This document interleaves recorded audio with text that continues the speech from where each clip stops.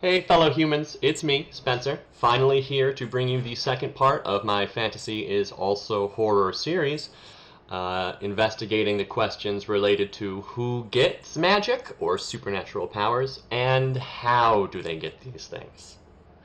Hope you don't mind. Today the acoustics might be slightly off, as you see all the art's off the wall, some of the furniture's been moved around. I reorganizing my bedroom, and I did not realize how much it would affect the acoustics. But with that in mind, let's begin. Frequently in fantasy genre media, the answer to who exactly gets access to systems of magic or supernatural powers also tie into how these things function to begin with. So I will be approaching these questions from that perspective. First, I want to talk about settings where the people who get access to magic or supernatural powers are the people who train for it, or study it, or otherwise work to earn it.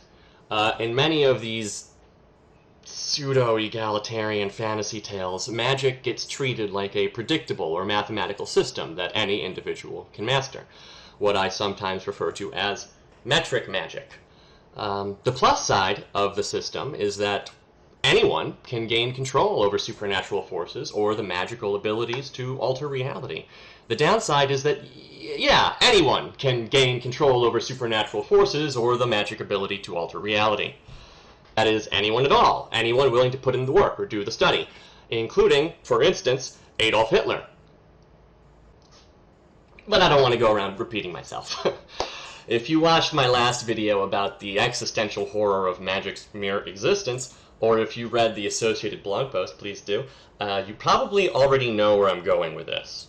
If the only major hurdle between a person, any person, and a functional knowledge of supernatural or mystical systems of power is how badly they want to learn it, or how hard they're willing to work to master it, then you're going to end up with a lot of very dedicated and very ambitious people who will give their all to gain that power.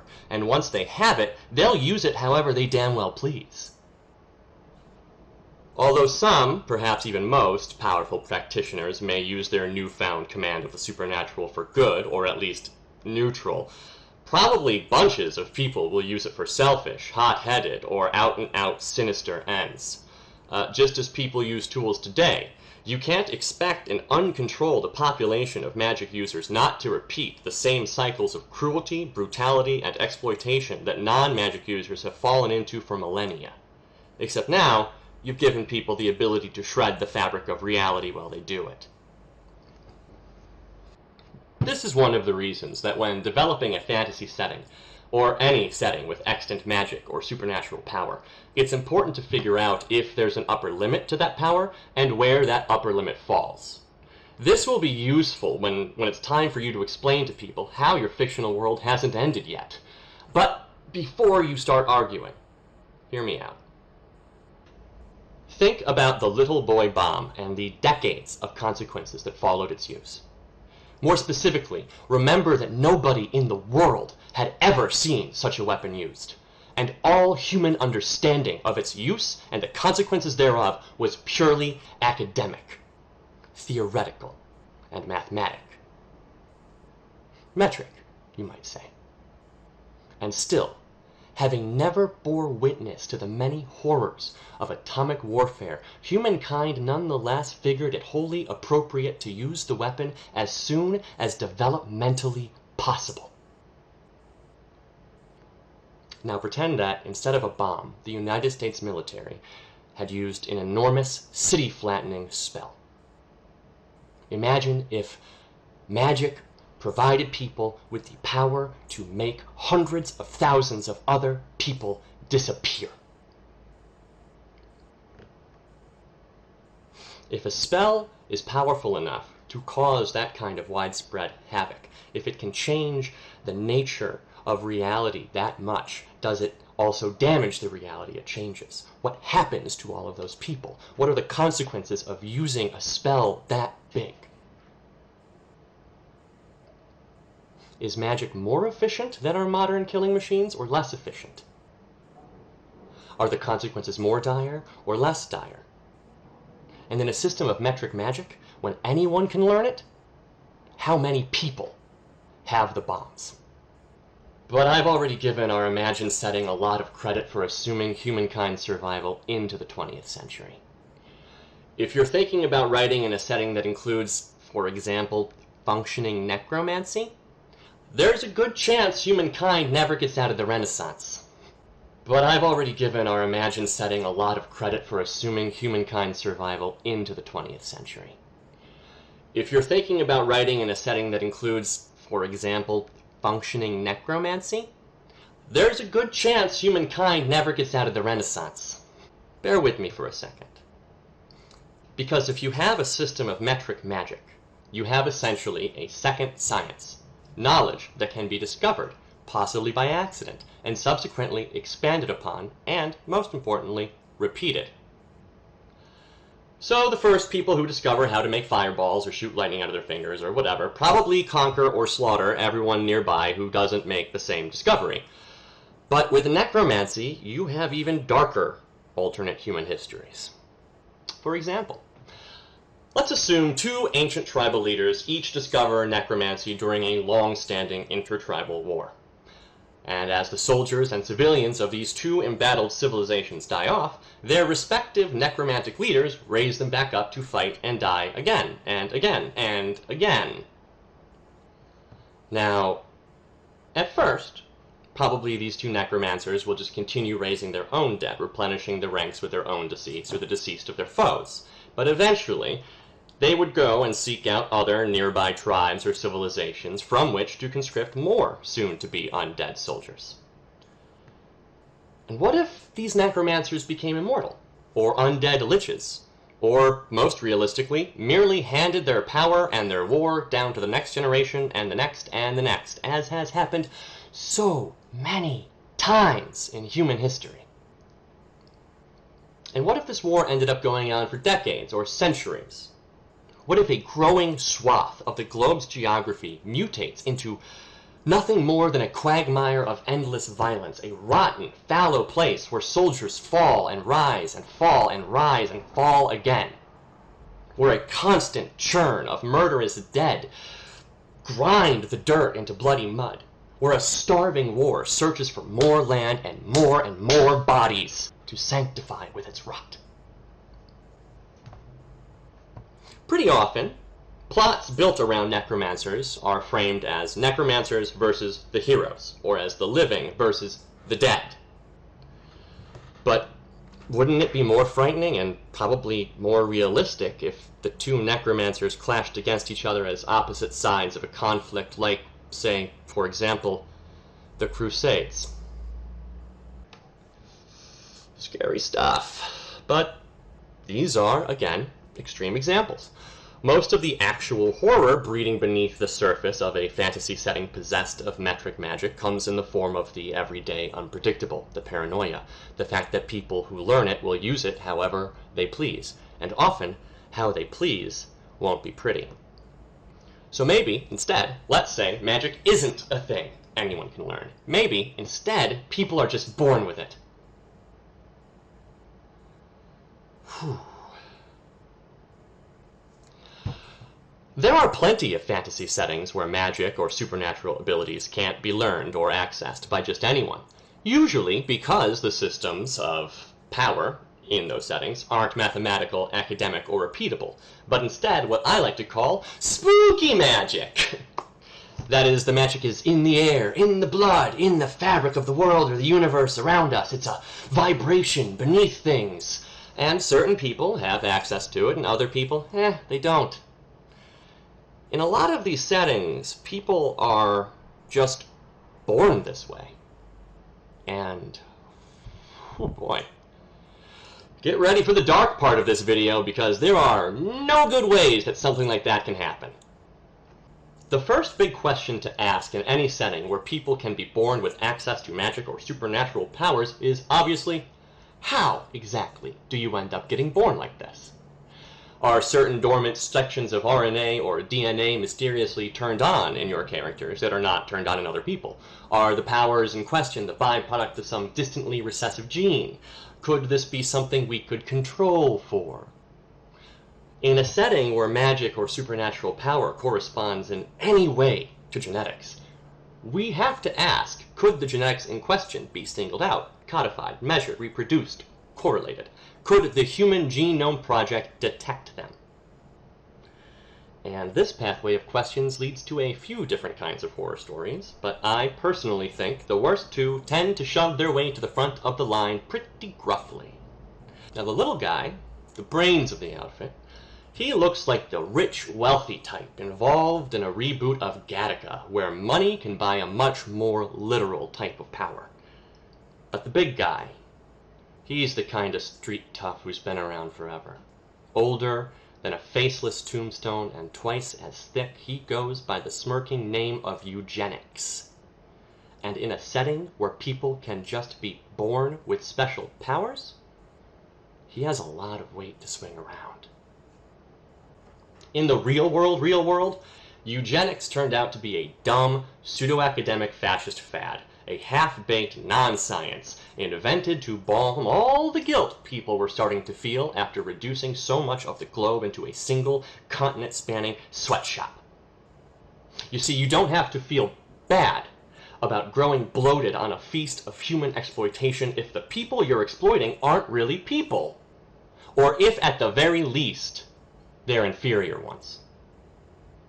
It feels better to break their backs beneath the weight of your consumption if you can tell yourself that they're genetically unequal to you, or at the very least they are scientifically incapable of rising above their oh-so-tragic stations in life.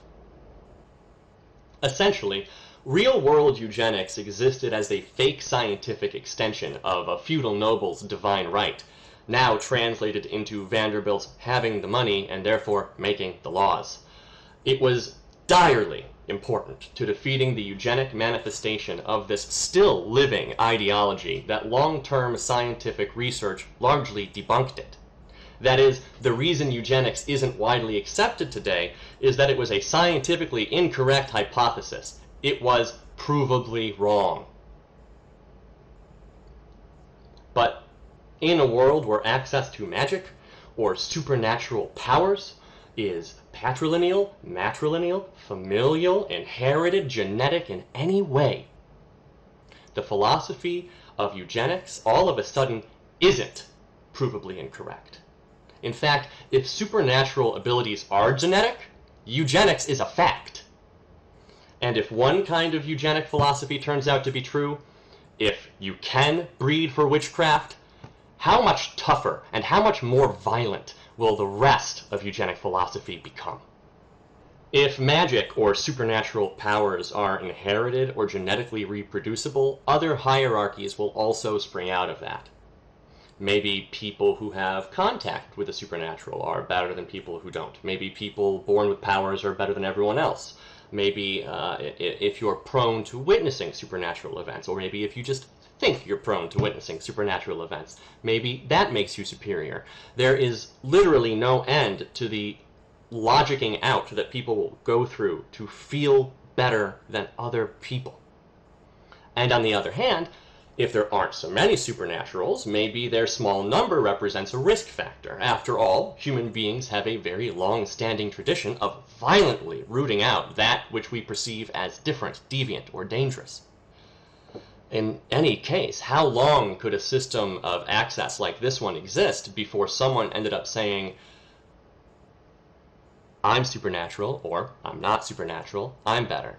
I'm superstitious, I'm better. My religion is superior. My race is superior. My having been born this way makes me superior.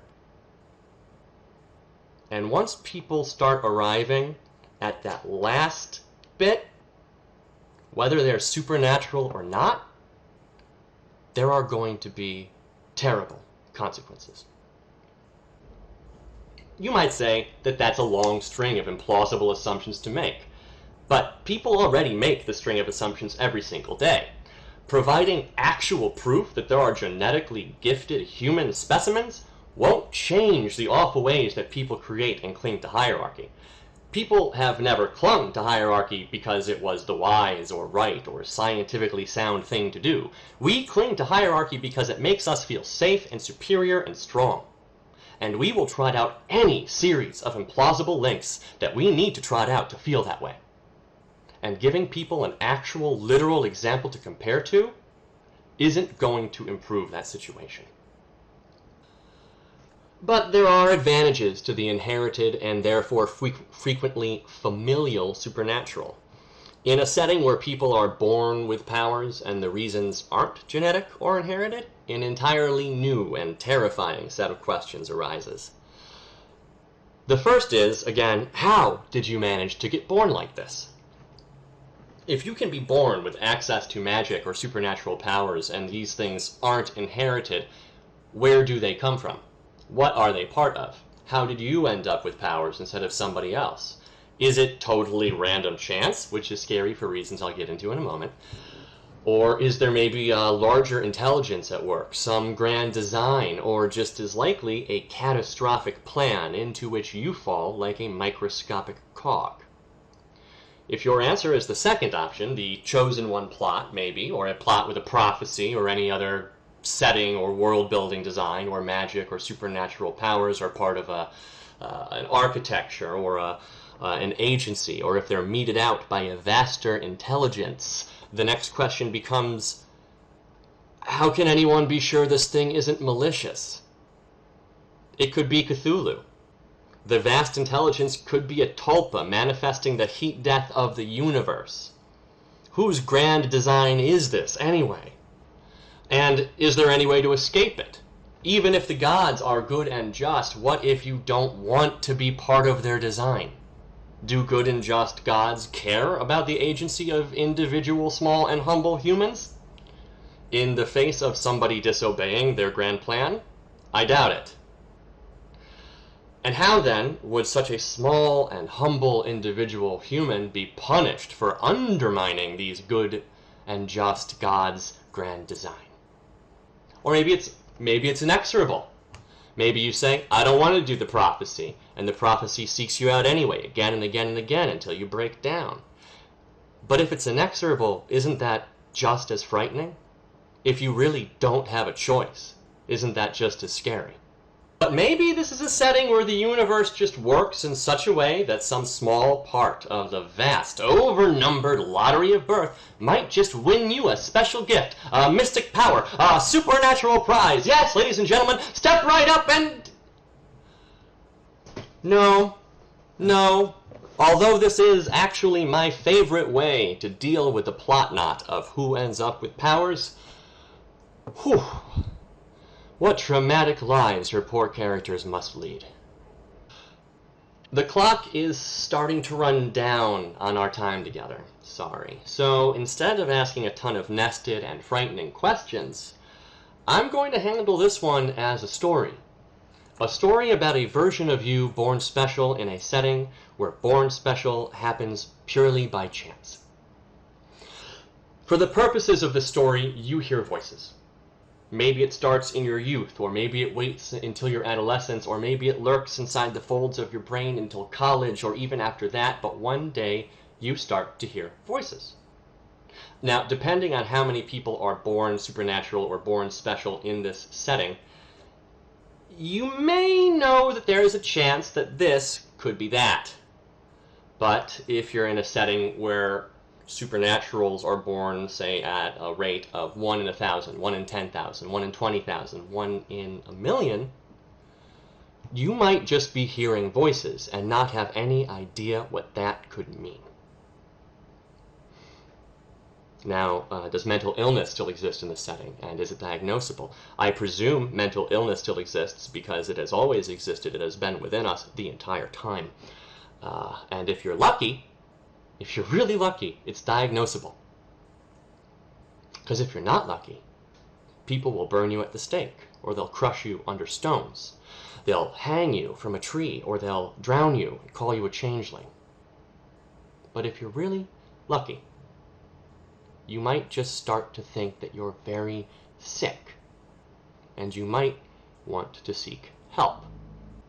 Now, at first, this help might start out outpatient. But if all the medications aren't working and the therapy isn't working and you can't stop hearing the voices, then sooner or later you or your family or your doctors are going to have to very seriously consider inpatient care. And there is a chance, even in a fantasy setting, that your story just ends there. But let's say it doesn't. Let's say one day someone comes to break you out of your facility and they tell you the voices you're hearing belong to spirits, to dead people. That's right, you can hear dead people. Haley Joel? And they want to train you on how to use that power. Now we're talking about a story, right? Now we're cooking with oil. But here's something you don't read very often. What if this person is wrong? What if this is literary fiction and you're both suffering from delusions, folie à deux, or folie impulsive, and you spiral into this paranoid world of muttering spirits, and at the end of the story you're still just sick? Okay.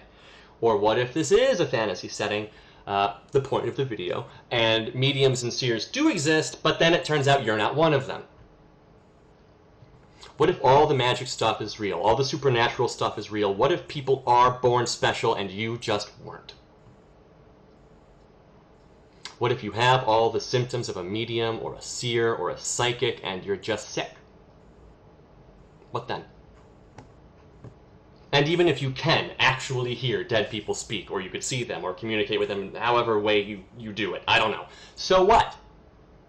Is that helpful? Are you gonna help police solve crimes? Okay, I mean, good luck, but ghosts can't testify, and most modern justice systems have a lot of weight put on physical evidence. So you'd have to sort of still just do the cop thing. I guess you could become a vigilante and, like, talk to dead people about who killed them, but can dead people lie? Can you back any of it up? I mean, good luck, I guess, but also not good luck? Don't become a vigilante? I guess you could go into business as a medium and use your special abilities for profit. Except that people don't go to mediums to actually communicate with the dead. Medium work is a melding of investigative observation and performance art. And while you might think speaking to the dead would help, it probably wouldn't. Because people, again, don't go to mediums to hear what the dead have to say. They go to mediums to hear what they need to hear. And if you start saying things that people don't like, that they don't need, that they don't want, you're out of business.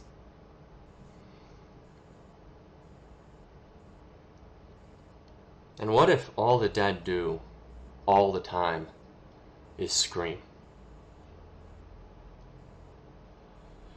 Maybe let's not think about that one too much. In a setting where magic or supernatural powers exist, being born with magic or supernatural powers isn't in and of itself necessarily a fun experience.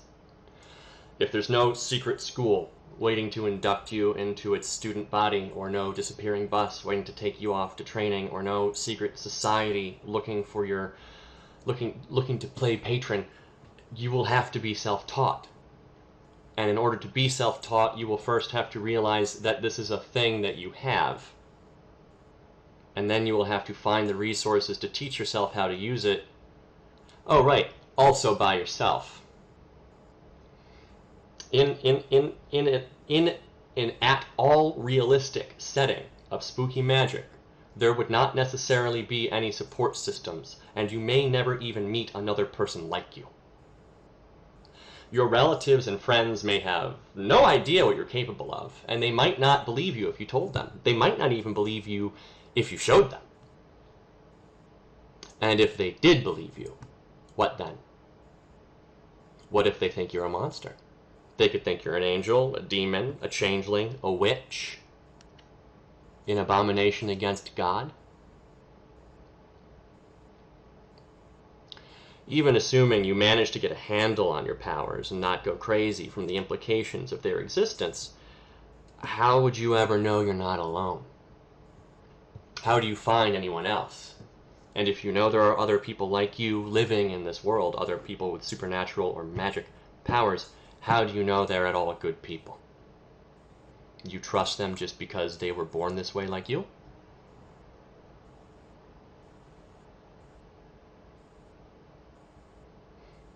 Or is your life going to turn out like everyone else's life? Full of people who will hurt you because they can. Full of people who will hurt you because they can and will never face consequences for hurting you. Full of people who will hurt you because they can and you will just have to keep living now. Being born different from so many people around you isn't an amazing experience. Just ask anyone who has ever been born different from so many people around them. And with the added mantle of actual supernatural abilities, that difference will become more severe and even from some perspectives, credibly dangerous. To a non-supernatural person, a person not born with powers or abilities or access to magic, somebody who is born that way could be perceived as a real, credible, substantial threat. You can do things they can't. Do you think they will like that?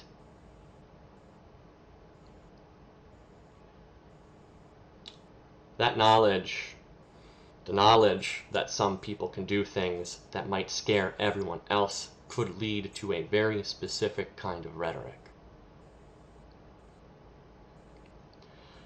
But maybe let's not think too much about that right now either. I guess that's all the time we have for today. So if you liked the video, if you found it intriguing or thought-provoking, please pre-order my book, The War Beneath, available for pre-order in hardcover today. And next time, I'll be talking about another fun fantasy world trope, which is keeping the secret. If you have a power and other people can't know, or if there is power and there are organizations that exist that do not want other people to know, secrets have to be kept. And you know what they say, 3 can keep one if 2 are dead. Don't forget to subscribe, share, click the things. I am bad at social media, so I need other people to do it for me. Thank you very much.